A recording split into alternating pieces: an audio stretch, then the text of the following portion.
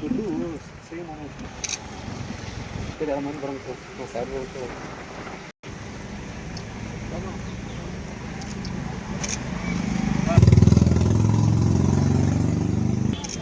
Sign ಮಾಡೋದು ಬರ್ರಿ ಬರ್ರಿ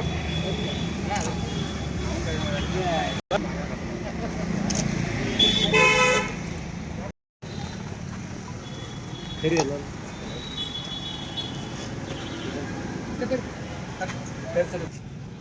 ಬಂತು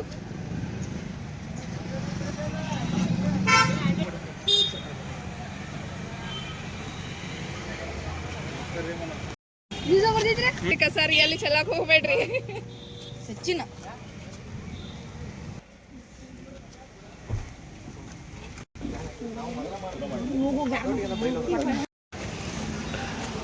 ಹೌದು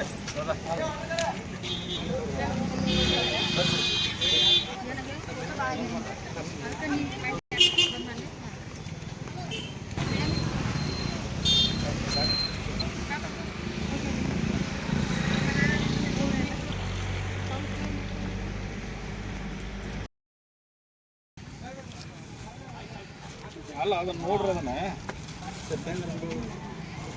ನೋಡ್ರಿ ಈ ಕಡೆ ಅವ್ರ ಕಡೆ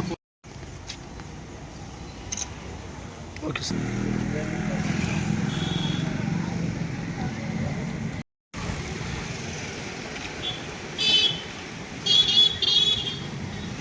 ನಮ್ಮ ಪುರಸಭೆಯಲ್ಲಿಯೂ ಸಹ 5 ಜನರನ್ನು ಆಯ್ಕೆ ಮಾಡಿ ಅವರಿಗೆ ವಾರ್ಡ್ಗಳನ್ನ ವಿಂಗಡಣೆ ಮಾಡಿ ಕೊಟ್ಟಿದ್ದೀವಿ.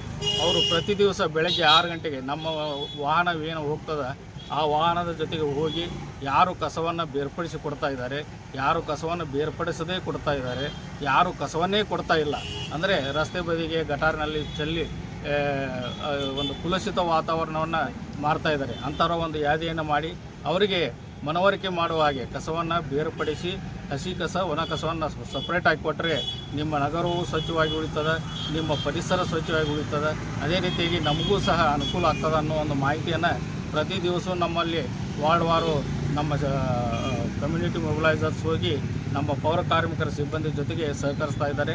ಸಾರ್ವಜನಿಕರು ಸಹ ನಾವು ಕಳೆದ ಒಂದು 6 ತಿಂಗಳಿಂದ ಹಿಂದೆ ಹೋದಾಗ ಕೇವಲ 50% ನಮಗೆ ಹಸಿ ಕಸ ಒಣ ಕಸ ಬೇರ್ಪಡಿಸಿ ಬರ್ತಾ ಇತ್ತು. ಆದರೆ ಈಗ ಕಳೆದ ಒಂದು 2 ತಿಂಗಳಿಂದ ನಾನು ನೋಡಿದಾಗ ಸರ್ವೆ ಮಾಡಿದಾಗ ಅದು ಹೆಚ್ಚಿಗೆ ಆದಂಥ ಶೇಕಡಾವಾರಲಿ 50 ಅಂದರೆ ಈಗ 70-80% ಈ ರೀತಿಯಾಗಿ ಬರ್ತಾ ಇದೆ. ಇದನ್ನು 100% ನಾವು ಹಸಿ ಕಸ ಒಣ ಕಸ ಬೇರ್ಪಡಿಸಿದಲ್ಲಿ ನಮ್ಮ ಪುರಸಭೆಗೂ ಸಹ ಅನುಕೂಲ ಆಗ್ತದೆ, ಸಾರ್ವಜನಿಕರಿಗೂ ಅನುಕೂಲ ಆಗ್ತದೆ ಅಂತ ಹೇಳಿ ಸರ್. ತಮ್ಮ ಶಿವಾನಂದ ಹಿರೇಮಠ, ಮುಖ್ಯಾಧಿಕಾರಿ ಪುರಸಭೆ.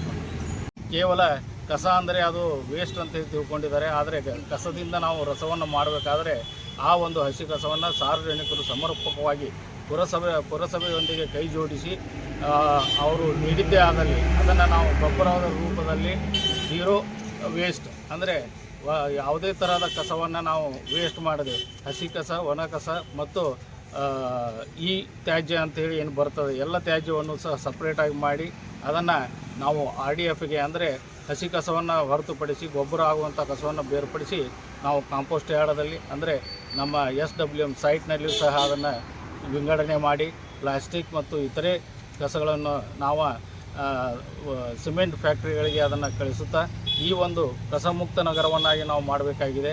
ಈ ಒಂದು ಕಸಮುಕ್ತ ನಗರವನ್ನು ಮಾಡಬೇಕಾದ್ರೆ ಮೊದಲು ಸಾರ್ವಜನಿಕರಿಗೆ ಅರಿವು ಮೂಡಿಸುವ ಕಾರ್ಯಕ್ರಮವನ್ನು ಹಮ್ಮಿಕೊಂಡಿದ್ದೀವಿ. ತಾವು